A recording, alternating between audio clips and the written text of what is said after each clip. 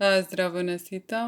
Јас сум Визна Мицајкова, јас сум авторот на курсот за анализа на финансиски извештај и воедно ќе им бидам предавач на сите оние кои што ќе донесат одлука да се вклучат во овој курс.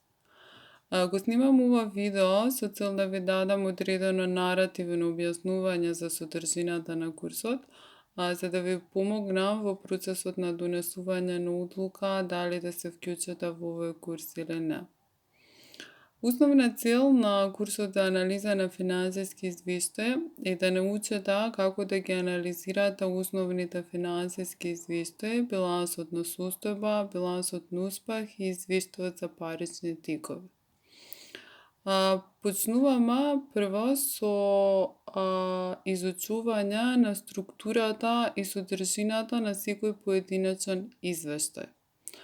Билансот на состојба е билансот на успех како традиционални финансиски извештаи се всушност директен резултат на книговодствената евиденција во дневникот на книжање, односно тие се изработуваат врз основа на салдата на 31.12 на сите аконта кои што претрпела промени во тој присметковен период од календарска година, што е всушност законска рамка за изработка на овие извештаи во Република Македонија.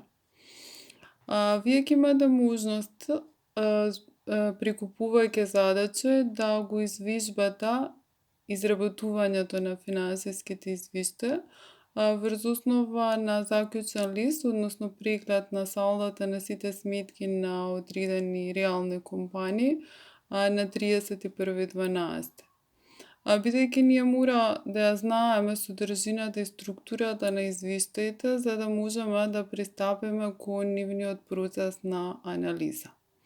Откако ќе ја поминеме структурата и содржината, ги учиме сите техники за анализа на билансот на состојба и билансот на успех, хоризонталната анализа, вертикалната анализа и анализата на финансиски индикатори. Јас кога сум ја изучувала оваа проблематика во моето редовно образование, добив впечаток дека ова е една од поздодевните проблематики од областа на финансиите и затоа се обидов да ја презентирам на малку поинаков начин, да го направам тоа малку поразбирливо, за да може полесно да ја совладате и да ви биде поинтересна. Односно, техниките за анализа се само присметковни операции, кои што нема кој што не може да ги научи. Меѓутоа, поинтата е во начинот на интерпретација на резултатите на анализата.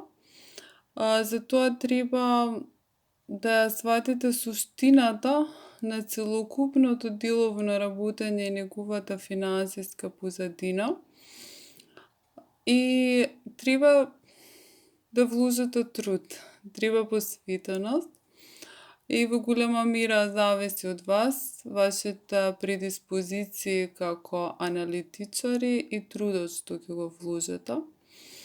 Значи, да продолжам во курсот, ние ја разгледуваме анализата на извештајот на парични тикови. Има многу задачи врз основа на кои вие може да ги повежбате техниките. Има задачи кои вклучуваат реални примери на финансиски извештаи на наши компании од нашето стопанство и компании кои што функционираат на светскиот пазар. Јас имам дадено наративно објаснување за финансиските перформанси на повеќето од тие компании, со цел да ви дадам некаков патоказ, односно насоки во кои што треба да се движи вашето размислување, кога ќе ја вршите анализата на финансиските перформанси на одредена компанија врз основа на финансиските извештаи. Значи, курсот вклучува видеолекции, до кои што можете да пристапувате колку пати сакате, само во рамките на време траењето на курсот.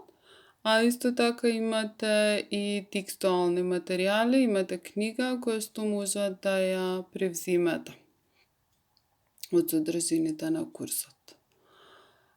Друго што сакам да ви кажам, да, во однос на начинот на тоа како јас ги објаснувам работите, може да добиете представа со читање на некои од текстовите на блогот, на оваа веб страница. Друго, сакам да ви кажам дека анализата на финансиските извештаи е многу важна и корисна, односно на Запад нема сметководител кој што не знае да врши анализа на финансиските извештаи. Мислам дека доколку градите кариера во финансискиот сектор, би ви било корисно да одделите време и да се обидете да ја изучите оваа проблематика. Поздрав!